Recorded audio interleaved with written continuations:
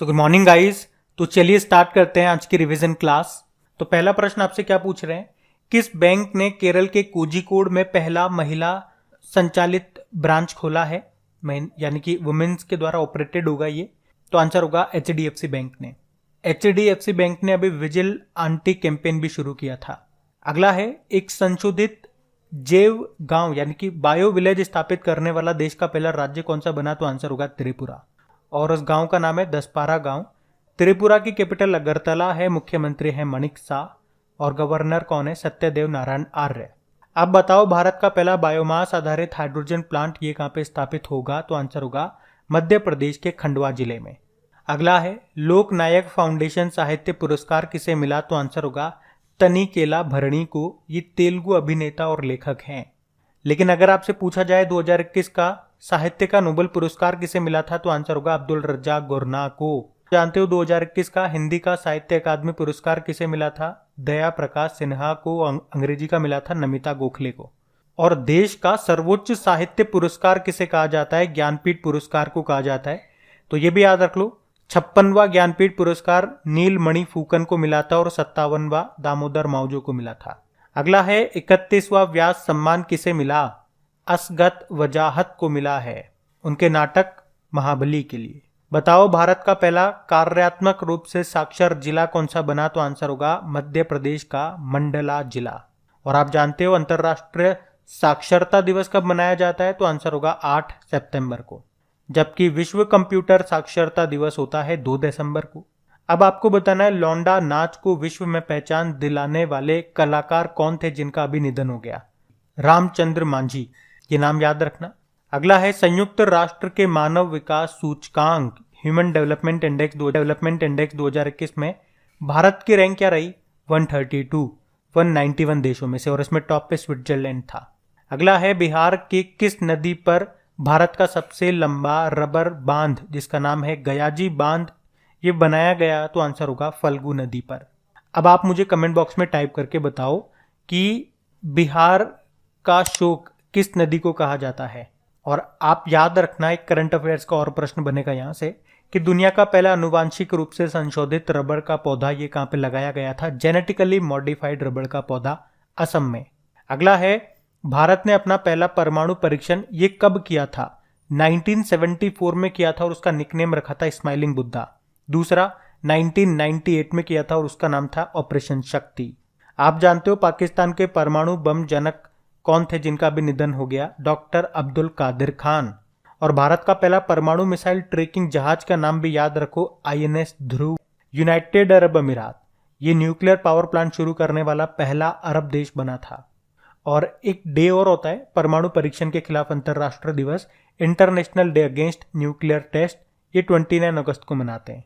अगला है, भारत के सबसे कम समय तक के लिए चीफ जस्टिस ऑफ इंडिया कौन रहे। तो आंसर होगा कमल नारायण सिंह। मात्र 18 दिन के लिए रहे थे, 22वें नंबर के थे ये, और इनका अभी निधन हो गया, अभी सितंबर की बात है। तो इनका नाम न्यूज में था, तो आपको ये याद रखना पड़ेगा नाम। यहां पे हमने बात किया कि भारत के सबसे कम समय तक के लिए चीफ जस्टिस ऑफ इंडिया की, लेकिन उल्टा पूछेंगे तो सबसे लंबे समय तक के लिए चीफ जस्टिस ऑफ इंडिया कौन रहे। तो आंसर होगा YV चंद्रचूड़ रहे, 7 साल 4 महीने 20 दिनों के लिए। कौन से नंबर के थे ये। अब यहाँ पे चंद्रचूड़ से आपको याद आएगा DY चंद्रचूड़ का नाम। अभी इनको नालसा यानी कि नेशनल लीगल सर्विसेज अथॉरिटी राष्ट्र विधिक सेवा प्राधिकरण का 31वां कार्यकारी अध्यक्ष बनाया गया था। तो इनका नाम भी आप याद रखना। अब हम पुराने महीने के करंट अफेयर्स का रिवीजन कर लेते हैं।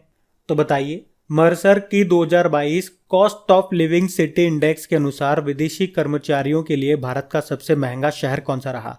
तो आंसर होगा मुंबई। और पूरी दुनिया में बोलोगे तो मुंबई 127वें स्थान पे था और नई दिल्ली 155वें स्थान पे था। और दुनिया में बात करते हैं तो पहले स्थान पे हांगकांग है, दूसरे पे है ज्यूरिख स्विट्जरलैंड। अगला है, टेस्ट मैचों में एक ओवर में सर्वाधिक रन बनाने का विश्व रिकॉर्ड किसने तोड़ा। तो आंसर होगा जसप्रीत बुमराह ने। किसके खिलाफ, इंग्लैंड के खिलाफ। और जो बॉलर थे वो स्टुअर्ट ब्रॉड थे। उनके एक ओवर में जसप्रीत बुमराह ने 35 रन बना डाले। इसको लगा लाला तो लाइफ छिंगा लाला। अगला है, देश के सबसे युवा विधानसभा स्पीकर कौन बने। तो आंसर होगा राहुल नॉर्वेकर। उम्र इनकी 45 साल है। मुंबई महाराष्ट्र की बात हो रही है यहाँ पे। किस योजना के तहत अपनी जान गंवाने वाले 35 पत्रकारों के परिवारों को वित्तीय राहत देने के लिए प्रस्ताव को मंजूरी दी? तो आंसर होगा पत्रकार कल्याण योजना के तहत।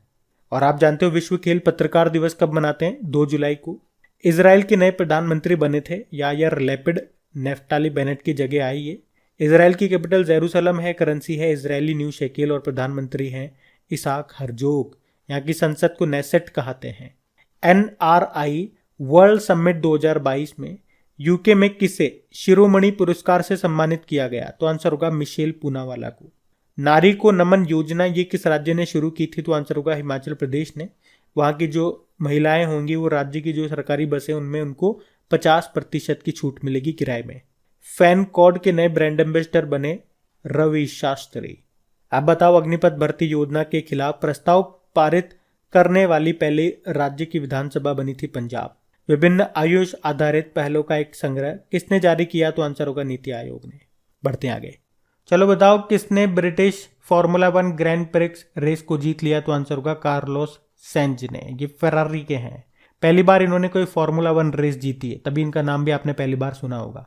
अगला है अंतरराष्ट्रीय प्लास्टिक बैग मुक्त दिवस, international plastic bag free day. ये हमने मनाया 3 जुलाई को।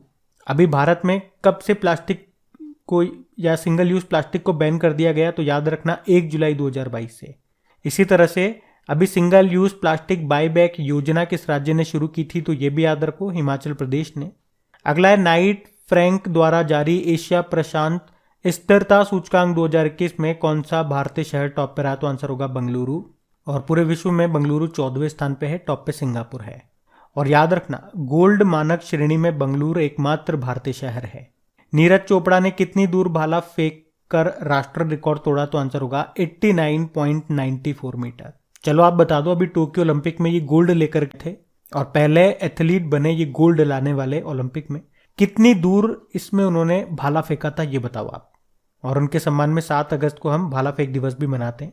कहां पर भारत की सबसे बड़ी तैरती सौर ऊर्जा परियोजना शुरू की गई? रामागुंडम तेलंगाना में। किसने? NTPC ने। कैपेसिटी 100 मेगावाट है। मिस इंडिया वर्ल्ड 2022 का खिताब जीता सिनी शेट्टी ने, ये कर्नाटक की है। 2022 में नाटो मैड्रिड शिखर सम्मेलन ये कहां पे आयोजित हुआ? तो आंसर होगा मैड्रिड स्पेन में।